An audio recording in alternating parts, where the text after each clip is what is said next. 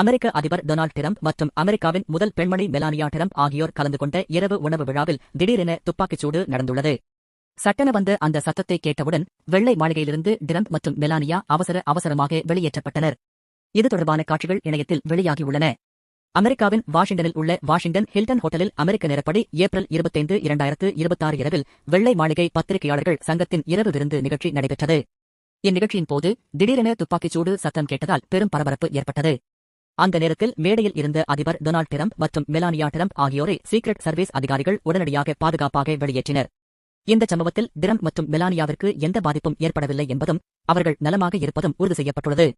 Hotel வளாகத்திற்குள் 4 முதல் 6 முறை பலத்த வெடிச்சத்தம் கேட்டதாக அங்கிருந்த ஒரு புகைப்படக் கலைஞர் தெரிவித்துள்ளார். இந்த சத்தம் விருந்து நடைபெற்று பிரதான அரங்கிற்குள் கேட்கவில்லை என்றாலும் துப்பாக்கி ஏந்திய நபர் ஒருவர் ஊடுருவி இருப்பதாக வெளியான ஆரம்பகட்ட தகவல்களால் அங்கிருந்த விருந்தினர்கள் அனைவரும் கடும் அதிர்ச்சிக்கு உள்ளாகினர்.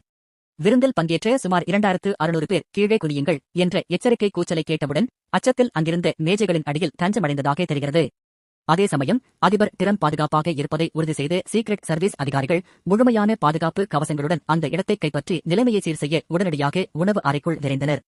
பாதுகாப்பு படையினர் அந்த பகுதி முழுவதையும் சோதனையிட்ட நிலையில் அமைச்சரவையின் முக்கிய உறுப்பினர்கள் ஒவ்வொருவராக அந்த இடத்திலிருந்து வெளியேற்றப்பட்டனர். இந்த சம்பவத்துடன் தொடர்புடைய சந்தேக நபர் உயிருடன் பிடிபட்டுள்ளதாக தகவல்கள் தெரிவிக்கின்றன. துப்பாக்கிச்சூடு நடத்தியதாக கூறப்படும் நபர் பிடிபட்டதை டிரம்ப் பின்னர் உறுதிப்படுத்தினார். இருப்பினும் இந்த அச்சுறுத்தலின் தன்மை குறித்தோ அல்லது பிடிபட்ட நபரின் அடையாளம் குறித்தோ அதிகாரிகள் இதுவரை விவரங்கள் எதையும் வெளியிடவில்லை. தற்போதைக்கு துப்பாக்கிச்சூடு நடத்தியவரை டிரம்பின் பாதுகாவலர்கள் சுட்டுக் கொன்றதாக தகவல் வெளியாகியுள்ளது.